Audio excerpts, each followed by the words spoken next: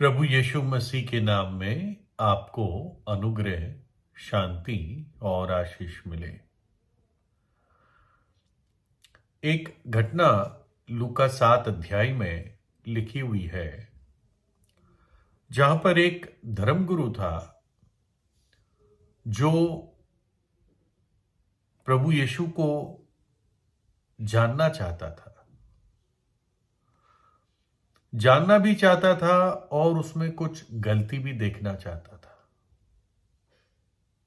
उसको विश्वास था लेकिन नहीं भी था,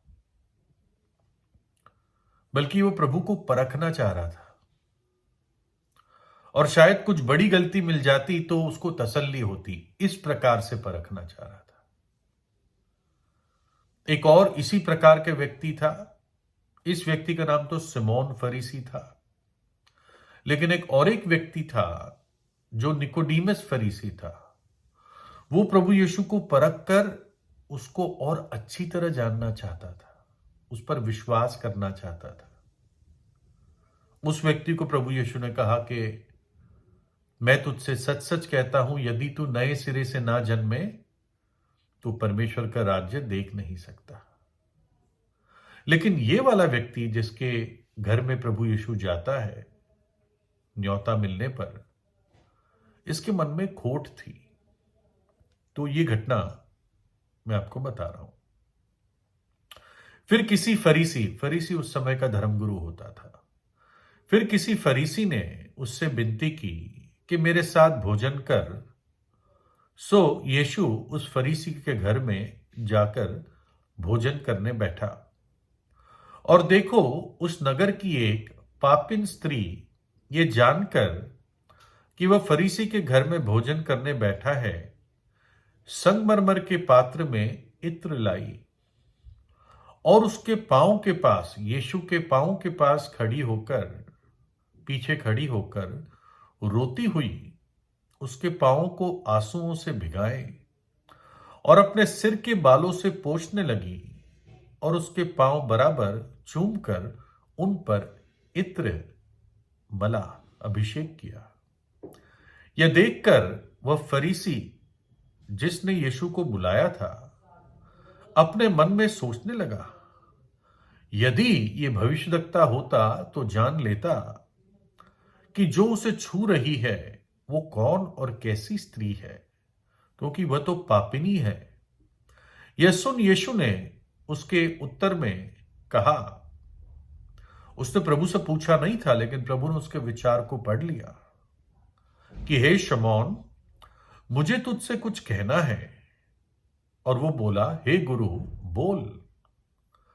किसी महाजन के 2 देनदार थे, एक 500 और दूसरा 50 दिनार धारता था। जबकि उनके पास वापस करने को कुछ ना रहा तो उस देनदार ने दोनों को क्षमा कर दिया। सो उनमें से कौन देनदार से अधिक प्रेम रखेगा? शमौन ने उत्तर दिया, मैं समझता हूं जिसका उसने अधिक छोड़ दिया। उसने उससे कहा, तूने ठीक विचार किया। शमौन ने कहा, जिसका ज्यादा माफ हुआ वो ज्यादा प्यार करेगा। और उस स्त्री की ओर फिरकर यीशु ने शमौन से कहा, क्या तू इस स्त्री को देखता है? मैं तेरे घर में आया, परंतु तूने मेरे पांव धोने के लिए पानी नहीं दिया, पर इसने मेरे पांव आंसुओं से भिगोए और अपने बालों से पोंछा। तूने मुझे चूमा ना दिया, पर जब से मैं आया हूं तब से इसने मेरे पांवों को चूमना ना छोड़ा। तूने मेरे सिर पर तेल नहीं मला, पर इसने मेरे पांवों पर इत्र मला है। इसलिए मैं तुझसे कहता हूं कि इसके पाप जो बहुत थे क्षमा हुए, क्योंकि इसने बहुत प्रेम किया। पर जिसका थोड़ा क्षमा हुआ वह थोड़ा प्रेम करता है। और यीशु ने उस स्त्री से कहा, तेरे पाप क्षमा हुए। तब जो लोग उसके साथ भोजन करने बैठे थे वे अपने अपने मन में सोचने लगे, ये कौन है जो पापों को भी क्षमा करता है। पर यीशु ने स्त्री से कहा, तेरे विश्वास ने तुझे बचा लिया, कुशल से चली जा। प्रभु यीशु को शिमोन फरीसी ने न्योता दिया, उसको गुरु कहा, उसको घर पे भोजन पे बिठाया। लेकिन उसका ओवरऑल व्यवहार क्या रहा? जो उनकी प्रथा होती थी मेहमान को आदर देने की, उसने उसमें से विशेष रीति में कोई भी पूरी नहीं की। ना उसने प्रभु के पैर के धोने के लिए पानी का प्रबंध किया, ना उसने मेहमान के आने पर उसने प्रभु को चूमा दिया। यह उनकी प्रथा थी। और ना सिर पर किसी इत्र की बूंद डाली, जो एक मेहमान के आदर में उसके सिर पर ऐसे अभिषेक के रूप में डाली जाती है। लेकिन उस पापिन स्त्री का व्यवहार देखें। उसने अपने पश्चाताप के आंसुओं के साथ प्रभु के पैरों को धो दिया, अपने बाल से पोंछा, प्रभु के पैर को चूमना ना छोड़ा और प्रभु के पैर पर इत्र मला, उंडेल दिया। एक बूंद मेहमान को सिर पर डालते थे, लेकिन इसने प्रभु के पैरों को इत्र से अभिषेक किया। मानो कि प्रभु शिमोन से पूछ रहा है, शिमोन तेरा प्रेम मेरे प्रति इतना ठंडा क्यों है? और ये पापिन स्त्री क्यों इतना प्रेम मुझ पर प्रकट करती है? आंसुओं के साथ, पश्चाताप के साथ। क्योंकि शिमोन तू सोचता है कि तू बहुत बड़ा पापी नहीं है और इसलिए तेरा पश्चाताप भी छिछला है, ठंडा है। लेकिन ये पापिन स्त्री अपने पापों को पहचानती है, ये कायल है, इसका मन टूटा हुआ है, इसकी आत्मा पिसी हुई है। ये उस अनुग्रह को पहचान पा रही है कि परमेश्वर के पिता कितने बड़े अनुग्रह ने मेरे पापों को क्षमा कर दिया है।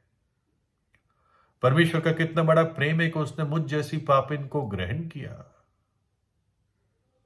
और इसलिए वो रो रो कर पश्चाताप कर रही थी, प्रभु के पैरों को अपने आंसुओं से धो रही थी, आभार से भरी हुई थी। और उसका पश्चाताप प्रभु यीशु ने ग्रहण किया। और प्रभु ने उसको यह भी कहा, तेरे विश्वास ने तुझे बचा लिया, कुशल से चली जा। उससे पहले जब प्रभु ने कहा तेरे पाप क्षमा हुए, तो आसपास और भी धर्मगुरु बैठे थे। कहने लगे, अरे ये कौन व्यक्ति है जो पाप क्षमा करता है? पाप क्षमा करने का अधिकार तो केवल परमेश्वर के पास है। लेकिन इन सब की आंखें बंद थी आत्मिक रीति से। इन्होंने नहीं पहचाना कि साक्षात परमेश्वर का पुत्र धरती पर उतर कर आया है। भक्ति का भेद बड़ा गंभीर है, ईश्वर शरीर में प्रकट हुआ। प्रभु यीशु मसीह एक कुंवारी के जरिए इस जगत में आया और उसने करीब 33 साल की उम्र पर कलवरी के क्रूस पर अपना बलिदान दे दिया। परमेश्वर का मेमना बनकर वो वध हो गया। हमारे पाप को और श्राप को, हमारी सजा को अपने ऊपर उठा लिया, अपना पवित्र लहू बहा दिया ताकि हमारे पाप धुल सके। जब आप विश्वास करते हैं, जब पश्चाताप करते हैं। इतना ही नहीं, प्रभु यीशु मसीह तीसरे दिन मृत्यु में से जी उठा, आज युगान युग जीवित है। उस स्त्री ने पहचाना कि मेरे कितने गिरे हुए जीवन के बावजूद प्रभु यीशु ने मुझे क्षमा किया, मुझे ग्रहण किया। और प्रभु ने ऐसे ही माफ नहीं किया कि सिर्फ मुंह से बोल दिया ना, उस स्त्री के पापों की सजा भी यीशु मसीह ने अपने ऊपर उठाई क्रूस पर। मेरी उठाई, आपकी उठाई। और इसलिए जब उस क्रूस के प्रेम को हम निहारते हैं उस पर मनन करते हैं, परमेश्वर के उस महान प्रेम को, हम उसकी लंबाई, चौड़ाई, ऊंचाई, गहराई नहीं समझ सकते, लेकिन हम आभार से अपने जीवन को प्रभु के चरणों पर सौंपते हैं। जिस परमेश्वर के पुत्र ने मुझसे प्रेम किया और मेरे खातिर अपने आप को दे दिया, उस स्त्री ने इस अनुग्रह को पहचाना और इसलिए आंसुओं के साथ प्रभु के चरणों पर पाई गई। प्रार्थना कीजिए। प्रभु यीशु आपको आशीष दे।